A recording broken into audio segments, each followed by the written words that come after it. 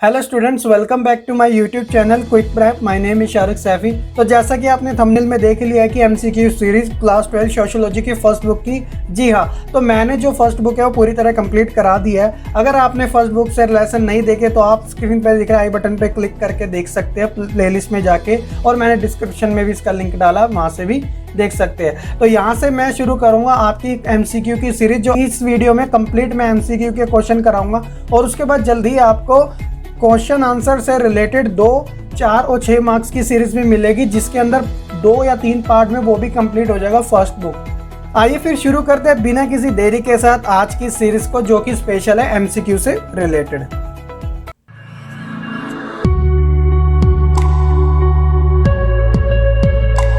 जैसा कि आप अपनी स्क्रीन पर देख सकते हैं क्लास 12 मार्किंग स्कीम के बारे में 2020 की जो है।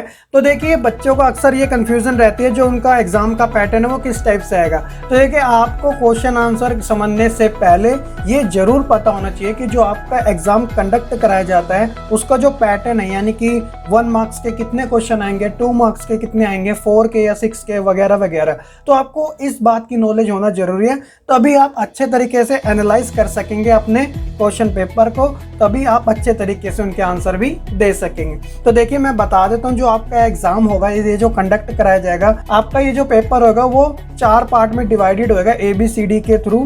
तो देखिए, टोटल 38 क्वेश्चन होंगे आपके इस एग्जाम में, जो कि सारे कंपलसरी क्वेश्चन है, यानी करने ही करने हैं। तो सेक्शन A में जो होगा वो आपके 20 क्वेश्चन होंगे जो कि MCQ वाले हैं, जिसके आज हम पूरी कंप्लीट सीरीज करने वाले हैं फर्स्ट बुक से रिलेटेड। और सेक्शन B आपका होगा 21 से लेकर 29 तक, यानी आपके 8 से 9 क्वेश्चन जो होंगे वो 2 मार्क्स के होंगे, जिनके आंसर आपको 30 वर्डों से ज़्यादा नहीं देने। और इसी की तरह आप 4 नंबर के जो होंगे वो 30 से 35 होंगे, यानी कि आपके 5 से 6 क्वेश्चन जो कि 80 वर्ड से ज़्यादा नहीं लिखने। और साथ ही जो D सेक्शन है उसके अंदर आपके 6 मार्क के 3 क्वेश्चन पूछे जाएंगे, जो कि 200 वर्ड से ज़्यादा नहीं होना चाहिए। आप यहाँ देख सकते हैं कि जो 38वां क्वेश्चन है वो आपका पैसेज से रिलेटेड होएगा, यानी कि आपका कोई भी लेसन से रिलेटेड जो होगा पैसेज वो आ जाएगा, और वो बच्चा तभी कर पाएगा जब उसे उस लेसन की अच्छी नॉलेज होगी। तो आई होप अब आप मार्किंग स्कीम के बारे में अच्छे से समझ चुके होंगे। तो आइए फिर शुरू करते हैं आज की इस MCQ सीरीज को, जो कि होने वाली है काफ़ी मज़ेदार। हे दोस्तों, आगे बढ़ने से पहले जैसा कि आप जानते हैं कि इस चैनल पर क्वालिटी कंटेंट, वो भी simple easy to grasp language में रेगुलरली हम पोस्ट करते रहते हैं। सो अगर आप भी अपनी स्टडी को लेकर सीरियस है और प्रिपरेशन करना चाहते हैं तो चैनल को सब्सक्राइब करो जल्दी से, ताकि फ्यूचर में कोई आप वीडियो मिस ना कर सके। तो जैसा कि आप देख सकते हैं चैप्टर 2 भारतीय समाज की जनसांख्यिकी संरचना।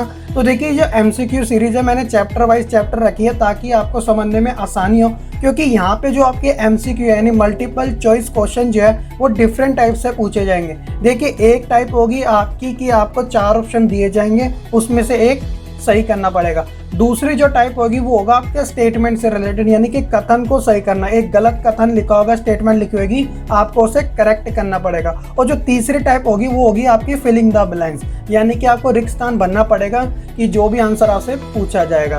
तो आई होप आप समझ चुके होंगे MCQ से रिलेटेड जो आपके 20 क्वेश्चन आने हैं वो इन्हीं पार्ट से रिलेटेड होंगे। और इसी चक्कर में मैंने तीनों पार्टों को अच्छे तरीके से डाला है ताकि आप अच्छे तरीके से समझ सके। तो आइए फिर शुरू करते हैं। तो जो हमारा पहला जो क्वेश्चन है उसका नाम है जनसंख्या संक्रमण के निम्नलिखित चरण होते हैं। कितने होते हैं? 3, 5, 4 या 2? देखिए, आप अपनी स्क्रीन पर देख सकते हैं जन संक्रमण सिद्धांत के बारे में। अगर आपको अच्छे तरीके से पढ़ना है तो आप पॉज करके पढ़ सकते हैं, क्योंकि मैंने प्लेलिस्ट के अंदर जो वीडियो बनाई है उसमें अच्छे तरीके से समझा रखा है। यहाँ पर मैं आपको डायरेक्ट आंसर बताऊंगा और उससे रिलेटेड आपको इन्फॉर्मेशन बताऊंगा। तो देखिए, जनसंख्या जो संक्रमण सिद्धांत है वो 3 प्रकार का होता है, ये यानी ये चरणों में बटा होता है। पहला चरण, दूसरा और तीसरा। आगे हम पढ़ते हैं कुल जनसंख्या के विभिन्न आयु वर्गों में व्यक्ति के अनुपात को कहते हैं। क्या कहते हैं? तो पहला ऑप्शन है जनसंख्या की आयु संरचना, दूसरा है प्रायश्चिता अनुपात, तीसरा है बढ़ता हुआ प्रायश्चिता अनुपात, और D है आपका गिरता हुआ प्रायश्चिता अनुपात। तो देखिए, जो इसका राइट आंसर है वो है जनसंख्या की आयु संरचना। तो आप भी जानते हैं कि जो जनसंख्या की आयु संरचना है वो 3 भागों में डिवाइडेड है। पहला भाग जो है वो 0 से 13, दूसरा भाग जो है 14 से 59, और तीसरा जो भाग है वो 60+। तो देखिए, जनसंख्या के अंदर जो आयु डिवाइडेड की गई है उसके अंदर जो सेकंड वाला पार्ट है, यानी जो 14 से 59 है, वो एक्टिव ग्रुप कहलाता है, यानी कि जो काम करता है समाज के अंदर, अर्थव्यवस्था को जो चलाता है वो यही चलाता है। और पहला जो तीसरा होता है वो क्या होता है? एक आश्रित होता है, डिपेंडेबल होता है। तो इसलिए इसका आंसर जो है वो ए आंसर है। आगे हम देखते हैं कि भारत की 2011 की जनगणना के अनुसार स्त्री और पुरुष अनुपात कितना था भारत के अंदर। तो देखिए इसका जो आंसर है वो है ए ऑप्शन 943:1000, यानी कि 1000 पुरुषों के पीछे 943 महिलाओं की संख्या थी। आगे हम देखते हैं राष्ट्रीय परिवार कल्याण कार्यक्रम में जोर जबरदस्ती से वर्गीकरण किया गया था, गरीब लोगों का, शक्तिहीन लोगों का, सरकारी कर्मचारी का या फिर उपयुक्त तीनों। तो देखिए राष्ट्रीय परिवार कार्यक्रम में तीनों ही, यानी गरीब, शक्तिहीन यानी जिसके पास शक्ति नहीं है, पावर नहीं है, और तीसरा है सरकारी कर्मचारी, तीनों का ही किया गया वर्गीकरण किया गया था, यानी उनका दबाया गया था। तो ऑप्शन नंबर डी इसका करेक्ट आंसर है। अब देखिए यहाँ से जो आपके क्वेश्चन हो रहे हैं वो स्टेटमेंट से रिलेटेड है, यानी आपको जो स्टेटमेंट दी जाएगी, कथन दिया जाएगा, उसे आपको सही करके लिखना है या फिर उसका डायरेक्ट आंसर बताना है। देखिए क्या कहता है कि कमाने वाले यानी कि 15 से 59 आयु वर्ग की जनसंख्या ना कमाने वाले यानी कि 60+ आयु वर्ग की जनसंख्या की तुलना में अधिक हो तो स्त्री पुरुष अनुपात को कहते हैं क्या। तो देखिए कहने का मतलब वही है, मैंने जैसे आपको पहले बताया था। तो देखिए जब ग्रुप 15 से 59 वाला होता है तो वो एक कार्यशील वर्ग कहलाता है जो जनसंख्या को बूस्टअप देता है, यानी कि वृद्धि देता है। तो इस प्रकार क्या होता है कि जनसंख्या लाभांश में होती है क्योंकि अर्थव्यवस्था अच्छी चलती है। तो इसका आंसर यही है। आगे हम देखते हैं सरकार ने व्यापार की समस्या के समाधान के लिए नरेगा नाम का एक कानून बनाया था। तो ये स्टेटमेंट है, अब इसे करेक्ट कैसे करना है। अगर बच्चे ने लेसन पढ़ा अच्छे से तो वो अच्छे से जानता है कि सरकार ने व्यापार का नहीं बल्कि भूख और समस्या के समाधान के लिए नरेगा यानी कि राष्ट्रीय ग्रामीण रोजगार गारंटी अधिनियम नरेगा तो एक कानून बनाया था जिसमें भूख और भूखमरी से समस्या का समाधान हो सके ताकि गरीब लोगों का भी इसमें फायदा हो सके। तो ये इसकी करेक्ट स्टेटमेंट है। आगे भी हम देखते हैं स्टेटमेंट से रिलेटेड क्वेश्चन नंबर 7। तो जनसंख्या का सुव्यवस्थित अध्ययन आकारिक जनांकीकी कहलाता है। देखिए जनांकीकी ये विशेष जनांकीका का ये अर्थ ही होता है कि जनसंख्या का सुव्यवस्थित अध्ययन। अब देखिए सुव्यवस्थित अध्ययन क्या होता है, तो इसके अंदर महिला पुरुष यानी कि एक जनसंख्या के अंदर कितनी महिलाएं हैं, कितने पुरुष है, कौन सा वर्ग ज्यादा है, कितने शिक्षित यहाँ पर देखने को मिलता है, कितने जने व्यापार में लगे, अपने काम में लगे। तो एक तरीके से एक जनसंख्या का पूरा अध्ययन करना तो वो सुव्यवस्थित अध्ययन कहलाता है, इसे ही हम जनांकीकी कहते हैं। तो इसलिए आकारिक जनांकीकी नहीं है, सिर्फ जनांकीकी है। तो आई होप आप समझ चुके होंगे। आगे हम देखते हैं रिक्त स्थान को पूरा करें। देखिए ये वाले जो क्वेश्चन है वो फिलिंग द ब्लैंक से रिलेटेड है, यानी कि आपको इसमें डैश दिया गया, आपको फिलअप करना पड़ेगा। तो आइए जानते हैं जनांकीकी के 2 प्रकार होते हैं, वो कौन कौन से वो आपको बताना पड़ेगा। तो देखिए जनांकीकी के 2 प्रकार होते हैं। पहला जो है उसका नाम है आकारिक जनसांख्यिकी। तो इसमें क्या होता है, आकारिक वाले में इसमें जनसंख्या के आकार का अध्ययन किया जाता है। और दूसरी जो होती है वो है सामाजिक जनसांख्यिकी। तो इसमें सामाजिक जनसांख्यिकी में क्या होता है, इसमें जनसंख्या के सामाजिक, आर्थिक और राजनीतिक पक्षों पर विचार किया जाता है। आगे हम देखते हैं क्वेश्चन नंबर 9। मोल्थस ने जनसंख्या नियंत्रण के 2 प्रकारों के अवरोध का उल्लेख किया है, वह कौन कौन से है। तो देखिए मोल्थस ने जनसंख्या नियंत्रण के 2 प्रकार जो थे, पहला था जनसंख्या ज्योमेट्री अनुपात और जो दूसरा था वो था गणितीय समांतर अनुपात। तो इन दोनों में ये क्या था कि जो जनसंख्या ज्योमेट्री अनुपात है वो कुछ इस कदर से बढ़ता है कि 2, 4, 8, 16, 32, और जबकि गणितीय समांतर अनुपात इसमें क्या होता है कि ये 2, 4, 6, 8, 10 यानी एक समांतर तरीके से बढ़ता है। तो ये कहते हैं कि जो जनसंख्या है वो काफी तेजी से बढ़ती है, जबकि जो खाद्य समस्या यानी जो कृषि से रिलेटेड जो खाद्य पूर्ति है वो क्या होती है, वो एक समांतर तरीके से बढ़ती है एज कम्पेयर टू जनसंख्या पॉपुलेशन के अकॉर्डिंग। तो इसीलिए इन्होंने ये कहा था कि जनसंख्या नियंत्रण करना है तो हमें जो गणितीय समांतर अनुपात है उसे ज्यादा बढ़ाना पड़ेगा कंपेयर करें जनसंख्या ज्योमेट्री अनुपात के अकॉर्डिंग। आगे हम 3rd लेसन से रिलेटेड यानी कि सामाजिक संस्थाएं, निरंतरता एवं परिवर्तन से रिलेटेड हम पढ़ेंगे MCQ। तो देखिए इसके अंदर वही ऑप्शनल वाले आए हैं। तो पहले हम पढ़ते क्वेश्चन नंबर 1 कि नातेदारी के प्रकार बताइए।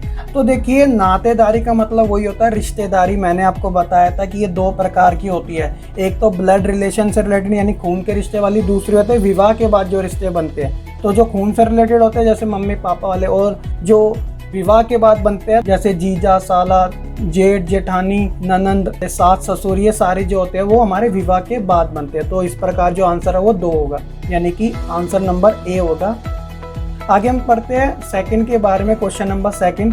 तो संस्कृतिकरण की अवधारणा दी थी किसने, श्रीनिवास ने, मैक्स वेबर ने, AR देसाई ने या फिर कार्ल मार्क्स ने।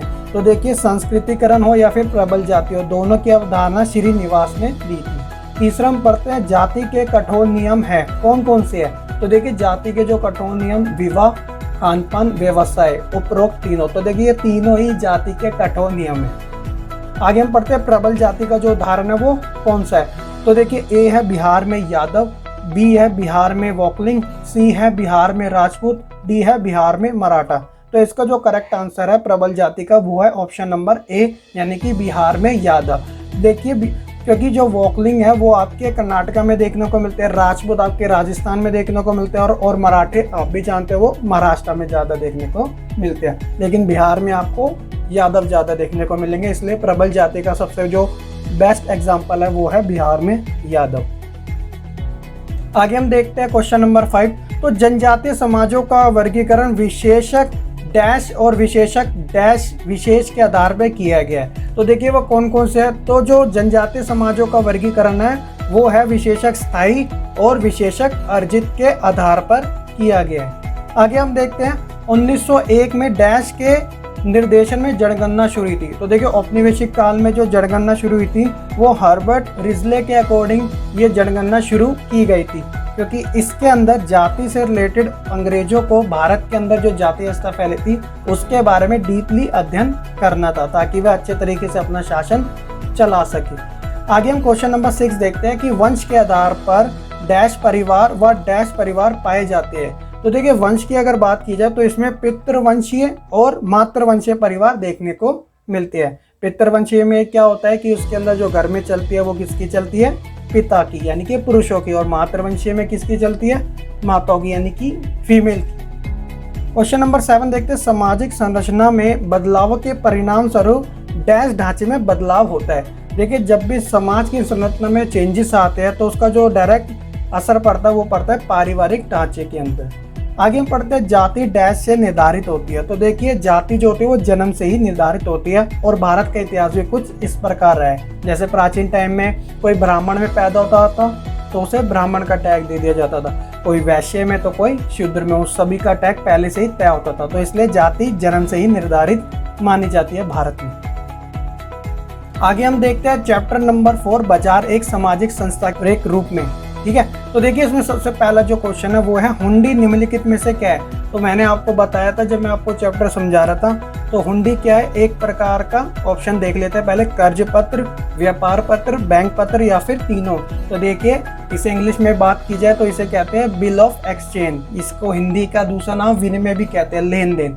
तो इसलिए व्यापार पत्र हो, बैंक पत्र हो या फिर कर्ज पत्र हो, ये तीनों ही आंसर इसके करेक्ट है। तो ऑप्शन नंबर जो डी है वो इसका करेक्ट आंसर है। दूसरा हम पढ़ते हैं इसमें से प्रतिष्ठा का प्रतीक का उदाहरण नहीं है। तो देखिए प्रतिष्ठा का प्रतीक का मतलब जब अब लोग अपने आप को शो ऑफ दिखाते हैं, यानी उनके पास अच्छे अच्छे फोन हैं, महंगी घड़ियां हैं, नए मॉडल की कार है, तो ये सारे क्या होते हैं, प्रतिष्ठा के प्रतीक के उदाहरण होते हैं। लेकिन ये पूछ रहा है कि इसमें से कौन सा नहीं है। तो देखिए समाज में उच्च स्थिति वाला जो है वो थोड़ा सेपरेट लग रहा है, तो इसलिए जो डी है वो इसका उदाहरण नहीं है।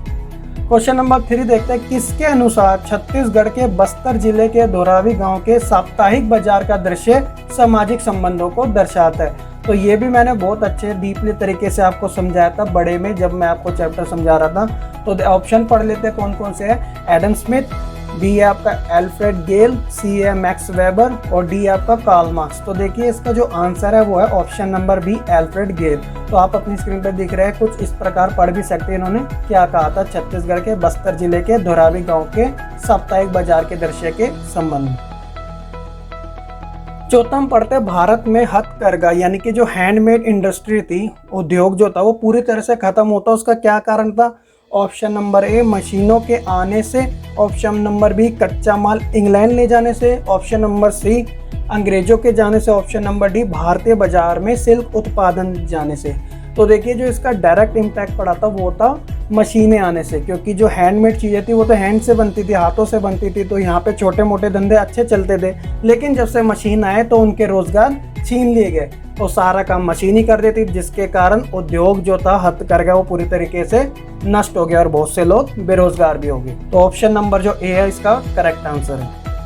आगे हम देखते हैं क्वेश्चन नंबर 6। तो देश की अर्थव्यवस्था का विश्व की अर्थव्यवस्था के साथ जुड़ना डैश कहलाता है। तो मैंने आपको बताया था जब एक देश की अर्थव्यवस्था दूसरे देश के साथ जुड़ती है व्यापारिक संबंध में, तो उसे हम वैश्वीकरण या यूं कहा जाए भूमंडलीकरण का नाम देते हैं। इंग्लिश में बात करें तो ग्लोबलाइजेशन। ठीक है। क्वेश्चन नंबर 7 पढ़ते हैं। डैश एक ऐसा केंद्रीयकृत स्थान होता है जहां उपभोक्ताओं को विभिन्न सेवाओं तथा उत्पादों की जानकारी प्राप्त होती है।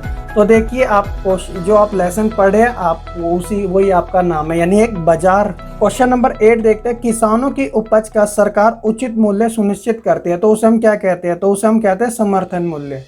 9वां देखते हैं। आभासी बाजार का उदाहरण डैश बाजार कहलाता है। तो देखिए आभासी बाजार वो होते हैं जो ऑनलाइन होते हैं। आज के समय में बात की जाए तो जैसे फ्लिपकार्ट हो गया, अमेजोन हो गया, तो इसमें लोग क्या करते हैं, एक दूसरे से संपत्ति आराम से आदान प्रदान कर लेते हैं, लेकिन वह एक दूसरे से मिलते नहीं है आमने सामने। ठीक है। तो एक उदाहरण की बात की जा रही है, तो जैसे शेयर बाजार हो गया, लोग इसके अंदर पैसे लगाते हैं और डायरेक्ट उन्हें पैसे मिल भी जाते हैं और चले भी जाते हैं। क्वेश्चन नंबर 10 देखते हैं। डैश ने खुले व्यापार का समर्थन किया। तो देखिए काफी इजी था, है तो उदारीकरण हो, निजीकरण हो, वैश्वीकरण हो, इसने क्या करा? खुले व्यापार का समर्थन किया था। चैप्टर नंबर हम 5 से रिलेटेड एमसीक्यू देखते हैं, सामाजिक विषमता और बहिष्कार के स्वरूप में। तो देखिए पहला जो कह रहा है कथन सही करे, तो ये 4 ऑप्शन है, चारों को आपको एक एक करके सही करना है। तो देखिए इसमें क्या है, रनाडे ने सती प्रथा के विरुद्ध आंदोलन चलाया। तो ये जो कथन है वो गलत दे रखा है। देखिए जो सती प्रथा था वो राजा राम मोहन राय ने इसका विरोध किया था और साथ ही बाल विवाह का भी उन्होंने विरोध किया था। लेकिन जो बात हो रही है रनाडे की, तो उन्होंने विधवा विवाह पुनर्विवाह पर जोर दिया था। आगे हम देख ऑप्शन नंबर बी। तो आम बोलचाल में अस्पृश्यता को छुआछूत नहीं कहा जाता। ये भी स्टेटमेंट गलत है, नहीं की जगह हाँ है। ठीक है ना। तो आम बोलचाल में अस्पृश्यता को छुआछूत कहा जाता है। तो जहां पर आपको ब्लैक दिख रहा है वहां पर उसे स्टेटमेंट को चेंज करना है। सामाजिक विषमता व बहिष्कार सामाजिक इसलिए है क्योंकि ये व्यक्ति से संबंधित है। अब यहाँ पर अंडरलाइन आपको व्यक्ति करना है और उसे रिप्लेस कर देना है, ये समाज से जुड़ा है। ठीक है। क्योंकि समाज के अंदर ही असमानता देखने को मिलती है और व्यक्ति से ही समाज का निर्माण होता है। आगे हम देखते हैं ऑप्शन नंबर डी। जाति एक भेदभावपूर्ण व्यवस्था नहीं है। तो ये तो हर कोई आंसर इसका काफी इजी तरीके से दे देगा, क्योंकि जाति जो है एक सबसे बड़ी भेदभावपूर्ण व्यवस्था भारत के अंदर देखने को मिलती है। आगे हम देखते हैं क्वेश्चन नंबर 2। तो किसके द्वारा जातीय व लैंगिक अत्याचारों के विरोध में आंदोलन चलाया गया था? Option number A Jyotiba Phule, राजा राम मोहन राय, दयानंद सरस्वती या फिर रनाडे। तो इसका जो करेक्ट आंसर है वो है ज्योतिबा फुले। तो उन्होंने जातीय व लैंगिक अत्याचारों के विरुद्ध आंदोलन चलाया था। ऑप्शन नंबर ए इसका करेक्ट आंसर है। क्वेश्चन नंबर 18 देखते हैं। जातियों व जनजातियों के प्रति भेदभाव मिटाने के लिए राज्य सरकार द्वारा उठाए गए कदम। तो ऑप्शन है आपके आरक्षण व कानून द्वारा, समाज सुधारकों द्वारा, राजनीतिक पार्टी द्वारा या फिर विभिन्न भाषाओं के साहित्य से योगदान के द्वारा। तो देखिए आप भी जानते हैं जातियों और जनजातियों को समाज के अंदर ऊंचा उठाने के लिए उनके लिए रिजर्वेशन की पॉलिसी लाई गई थी, यानी कि अनुसूचित जातियों या जनजातियों के लिए आरक्षण जैसी सुविधाएं जो थी वो प्रदान की गई थी। तो ऑप्शन नंबर ए इसका करेक्ट आंसर है। क्वेश्चन नंबर 4 देखते हैं हम। इनकी अध्यक्षता में सबसे पहले पिछड़ा वर्ग आयोग का गठन किया गया। अब यहाँ पर बच्चे गलती करते हैं कि यहाँ क्वेश्चन जो पूछा जा रहा है कि इनकी अध्यक्षता में सबसे पहले, तो याद रखना सबसे पहले की बात हो रही है, दूसरा पिछड़ा वर्ग आयोग की बात नहीं हो रही है। तो आप ऑप्शन नंबर भी बिल्कुल नहीं लगाओगे बीपी मंडल। तो ऑप्शन जो होगा उसका करेक्ट होगा आपका काका साहेब कालेकर। ठीक है ना। तो 1953 में अपनी उन्होंने रिपोर्ट भेजी थी। हालांकि ये रिपोर्ट ठंडी पड़ गई थी उस समय के राजनीतिक वातावरण के कारण, और बीपी मंडल के अध्यक्षता में दूसरी रिपोर्ट यानी ओबीसी आयोग लागू किया गया था। और 1990 में दोबारा से इसकी रिपोर्ट को जांचा गया और 93 में एक स्थायी समिति बना दी गई, जिसके अंदर राष्ट्रपति के द्वारा अध्यक्ष, उपाध्यक्ष और साथ ही अन्य सदस्य भी भेजे गए। 5वां देखते हैं क्वेश्चन नंबर। अस्पृश्यता के आयाम है। तो देखिए इसके कौन कौन से आयाम है? अपवर्जन व बहिष्कार, बी है अनादर, सी है शोषण और डी है उपरोक्त तीनों। तो देखिए अस्पृश्यता यानी अनटचेबिलिटी के जो आयाम वो तीनों है, यानी बहिष्कार, अनादर, शोषण। इसमें क्या होता है, शोषण भी देखने को मिलता है। अनादर का मतलब ये होता है कि जो लोग है वह चप्पल नहीं पहन सकते अपने से जो ऊंची जाती है, अपने सर पे रख के चलना होगा। गाँव में आपने ऐसी चीजें देखी होगी। ठीक है। आगे हम देखते हैं क्वेश्चन नंबर 6, उसका नाम है सामाजिक व शैक्षणिक रूप से पिछड़ी जातियों को क्या कहा जाता है। तो देखिए जो सामाजिक और शैक्षणिक रूप से पिछड़े होते हैं तो उन्हें हम क्या कहते हैं, अन्य पिछड़ा वर्ग। तो ऑप्शन नंबर ए जो है वो आपका करेक्ट आंसर है। अब हमारे फिलिंग द ब्लैंक से रिलेटेड क्वेश्चन आ गया। तो क्वेश्चन नंबर 7 है, दलित का शाब्दिक अर्थ है डैश। तो देखिए दलित का जो शाब्दिक अर्थ होता है वो है पैरों से कुचला हुआ। क्वेश्चन नंबर 8 देखते हैं, एक समूह के सदस्यों द्वारा दूसरे समूह के बारे में पूर्व कल्पित विचार या फिर विश्वास को हम क्या कहते हैं। तो इसे हम कहते हैं पूर्वग्रह, यानी कि हमने किसी के बारे में कुछ असलियत में जाना ना हो और पहले से अंदाजा लगा दिया हो कि ये तो ऐसे ही होगा, तो इसे हमने किसी को जाने भी नहीं अपना आंसर दे दिया, तो इसे हम कहते हैं पूर्वग्रह यानी स्टीरियोटाइप। क्वेश्चन नंबर 9 देखते हैं, वह व्यवस्था जो एक समाज के अंतर्गत पाए जाने वाले समूह को ऊंच नीच या फिर छोटे बड़े के आधार पर विभिन्न स्तरों में बांटती है, तो वो क्या कहलाती है। तो काफी इजी सा है, मैंने आपको स्टार्टिंग में ही बताया था, उसको हम कहते हैं सामाजिक स्तरीकरण। क्वेश्चन नंबर 10 देखते हैं कि गांधी जी ने अस्पृश्य लोगों के लिए एक शब्द यूज किया था, उसका क्या नाम था। तो देखिए गांधी जी ने जो शब्द यूज किया था अस्पृश्य लोगों के लिए, उसका नाम था हरिजन। क्वेश्चन नंबर 11, 1882 में डैश ने स्त्री पुरुष तुलना नामक की एक पुस्तक लिखी। तो उनका जो नाम था वो था ताराबाई शिंदे। इसमें उन्होंने क्या कहा था कि इसमें जो पुरुष है उनकी ज्यादा ही बड़ाई की गई है, जो कि एक गलत विचारधारा है। आगे हम देखते हैं इस MCQ सीरीज में जो चैप्टर नंबर 6 है वो फर्स्ट बुक का लास्ट लेसन है। आइए जानते हैं इसके बारे में भी फटाफट। तो क्वेश्चन नंबर 1 क्या कहता है, इसका सांस्कृतिक विविधता का उदाहरण कौन सा देश है, भारत, पाकिस्तान, नेपाल या फिर चाइना। तो देखिए भारत जो है वो सबसे बड़ा उदाहरण है सांस्कृतिक विविधता का, क्योंकि यहाँ पे ज़्यादा धर्मों का बोलबाला होने के कारण ही यहाँ पे लोग विभिन्न भाषाएं बोलते हैं, विभिन्न वेशभूषा पहनते हैं और साथ ही अपनी अपनी संस्कृति को बनाए रखते हैं। तो भारत जो है वो सांस्कृतिक विविधता वाला सबसे बड़ा देश है। दूसरा हम देखते हैं अल्पसंख्यकों से संबंधित अनुच्छेद कौन से है। तो पिछड़े जातियों से संबंधित जो था वो अनुच्छेद 29 और अनुच्छेद 30 में ये चीजें कही गई थी जो आप अपनी स्क्रीन में देख रहे हैं। तो ऑप्शन नंबर ए जो है वो आपका करेक्ट आंसर है। आगे हम देखते हैं फिलिंग द ब्लैंक्स। तो देखिए सत्तावादी शासन के दौरान निम्नलिखित में से क्या सही नहीं था। तो देखिए सत्तावादी शासन वो होता है जो कि लोकतंत्र के अपोजिट होता है, यानी कि यहाँ पे कुशासन चलता है, एक व्यक्ति की चलती है। तो इसके अंदर कौन सा ऑप्शन गलत है, कौन सा ऑप्शन सही नहीं है, सॉरी। तो देखिए नागरिक स्वतंत्रता का छीनना बिल्कुल ऐसा होता है, सेंसर व्यवस्था लागू होना ये भी होता है, संसद को निलंबित कर देना बिल्कुल ये भी होता है। चौथा है भाषा की स्वतंत्रता का होना। तो ये जो होता है सत्तावादी शासन में नहीं देखने को मिलता है, क्योंकि वहाँ पर ये सारी चीज़ें की जाती है।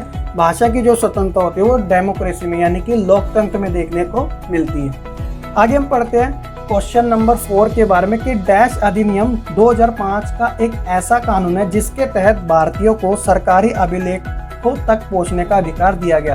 तो देखिए राइट टू इंफॉर्मेशन यानी कि सूचना का अधिकार 2005 एक ऐसा नियम है जिसमें हम आसानी से किसी भी सरकारी चीज़ की जानकारी ले सकते हैं और उसका आंसर हमें अधिकारी से 30 दिन के अंदर हमें दे दी।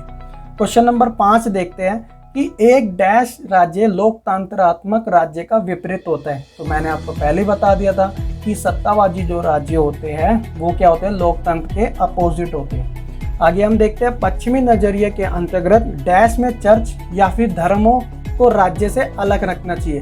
तो देखिए धर्मनिरपेक्षता जो उसमें कही गई है पश्चिमी नजरिए से, तो वह अलग रखनी चाहिए कि इसके अंदर जो होता है चर्च और धर्मों से राज्य जो है अलग होकर काम करेगा और साथ ही समाज में व्यक्तियों का ज़्यादा ख्याल रखेगा। आगे हम देखते हैं रंग भेद से तात्पर्य है डैश जैसे कि गोरा या काला। तो देखिए भेदभाव होता है यानी कि नस्ल का हो गया, किसी का भी हो गया, तो ये हमारा भेदभाव इसका करेक्ट है। आगे हम देखते हैं क्षेत्रवाद डैश तथा डैश पर आधारित होता है। तो रीजनलिज्म यानी कि जो भाषा पर आधारित होते हैं और धर्म पे आधारित होते हैं। तो इसी टॉपिक के साथ जो हमारी फर्स्ट बुक इंडियन सोसाइटी यानी भारतीय समाज है वो उसकी MCQ सीरीज पूरी होती है। अगर आपको ये वीडियो पसंद आई हो तो प्लीज़ लाइक ज़रूर कीजिएगा। साथ ही अगर आप इस चैनल पे नए हो तो सब्सक्राइब कीजिएगा और बेल आइकन दबाना ना भूलेगा, क्योंकि आपके सब्सक्राइब करने से, कमेंट करने से, लाइक करने से मेरा कॉन्फिडेंस ज़्यादा बढ़ता है, ताकि मैं आपके लिए ऐसी ही वीडियो बनाते रहूं। क्योंकि इस चैनल पे आपको हर एक क्वालिटी कंटेंट काफ़ी रिसर्च करके, काफ़ी टाइम कंज्यूम करके दिया जाता है ताकि आप अच्छे से समझ सके, आपको स्टडी मटेरियल अच्छा मिल सके। तो please show some your support. अगर आपको इस वीडियो का PDF चाहिए तो आप कमेंट करके ज़रूर बताइएगा। तो आज की वीडियो में इतना ही। मैं मिलूंगा आपको जल्दी एक नई वीडियो के साथ।